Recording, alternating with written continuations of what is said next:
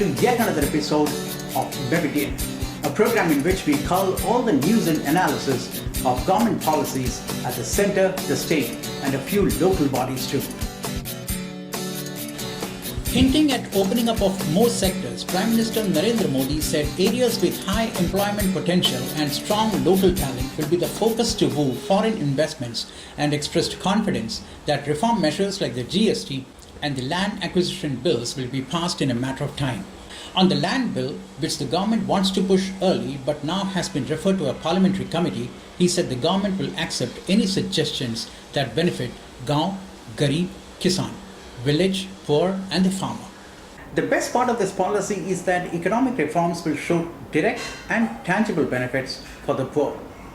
Though the government has taken several measures in the last few months to bring down inflation as well as interest rates even while perking up growth, many have questioned the lack of visibility of government's decision making in the economic sector. In a move to improve public-private partnership PPP model for infrastructure development, the government has set up a committee under former Finance Secretary Vijay Kelkar to look into issues including the need to introduce renegotiation clause in long-term contracts. The committee, which has been set up following Finance Minister Arun Jaitley's budget announcement that the PPP mode has to be revisited and revitalized, will submit its report in the next 3 months. Public-private partnerships, also known as PPPs, are considered to be the best option for implementation of infrastructure projects today. But in the recent times, there are many PPP projects in infrastructure which have come to a grinding halt. But unless the government finds a better option than PPPs, it will have to stick to this method of implementation of infrastructure projects.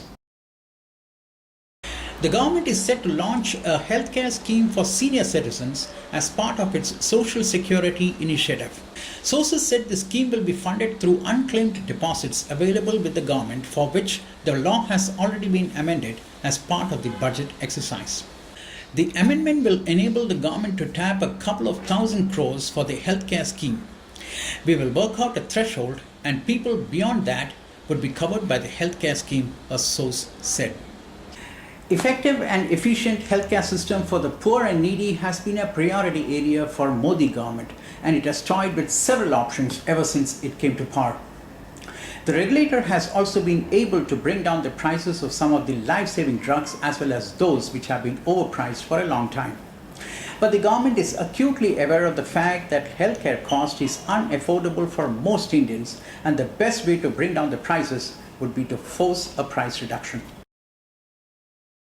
The government has approved 4,318.28 crore rupees for constructing roads and basic amenities at 2 industrial regions in Gujarat and Maharashtra under the Delhi-Mumbai Industrial Corridor DMIC project. The Cabinet Committee chaired by Narendra Modi has approved the construction of trunk infrastructure components of Phase 1 of Dholera Special Investment Region in Gujarat and Phase 1 of the Shendra-Bidkin Industrial Area SBIA in Maharashtra under the DMIC project. What is unique about this project and its quick approval is the fact that the value of land will be considered as the equity participation of the state government.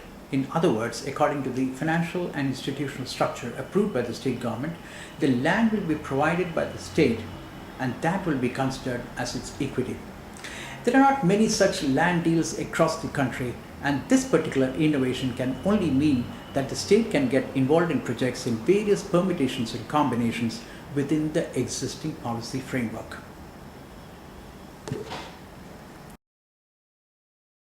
Achedin may soon be round the corner for small shopkeepers and large retailers. Maharashtra is on the way to become the first state in India to come out with its own retail policy. The policy, which will cover establishments from kirana shops to malls and even the burgeoning e-commerce sector, will focus on ease of doing business by reducing the licenses, permissions and the time taken to obtain them, increasing business timings and even establish designated retailing zones in cities. According to the Investment and Technology Promotion Division of the Ministry of External Affairs, the retail sector accounted for 10% of the gross domestic product GDP and 8% of the employment in India. India is also the 5th largest destination for retail in the world. The center is looking at funding from corporates through CSR, Integrated Finance Division (IFD), and the budget to implement various provisions of Smart Policing Initiative that was announced by Prime Minister Narendra Modi at the annual conference of DGPs on internal security in Guwahati in November last year. At the DGP's conference, Prime Minister Narendra Modi had given the new acronym of Smart Policing, describing it as S for strict but sensitive, M for modern and mobile, A for alert and accountable, R for reliable and responsive, and T for techno-savvy and trained. Reserve Bank of India Governor Raghuram Rajan has said that the country has built up layers of defences against volatile capital flows in financial markets by building up its foreign exchange reserves, improving its economy and focusing on economic growth. Rajan took the helm of the RBI in September 2013 when the country was in the midst of its worst currency turmoil in more than 2 decades, as foreign investors were selling heavily because of concerns about India's low currency reserves and a record high current account deficit. Managing foreign exchange fluctuations can be a tough job for central banks anywhere in the world.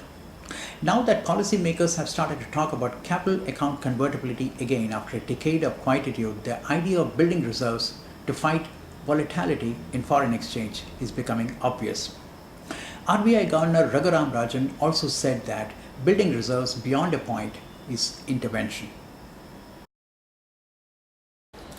The central and Maharashtra state governments are not considering the Shiv Sena's demand to scrap the nuclear power project at Jaitapur in the Konkan region.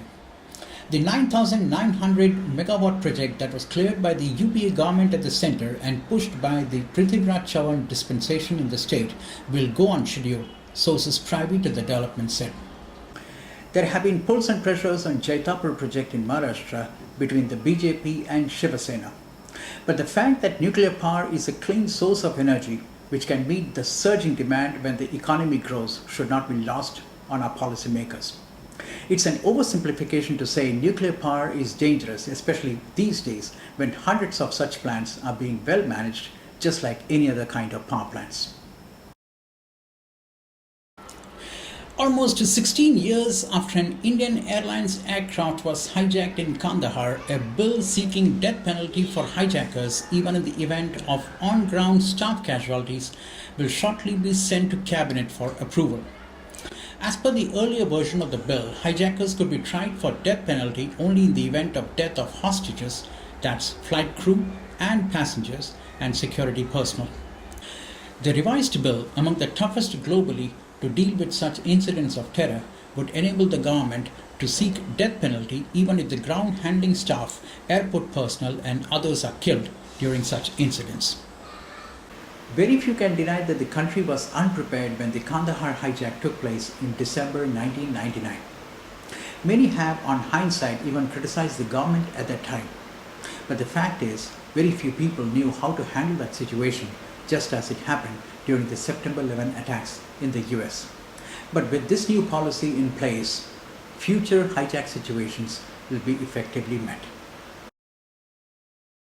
The Maharashtra government has permitted residential and commercial development on big land parcels acquired for industrial use, even as the centre is debating the land acquisition bill.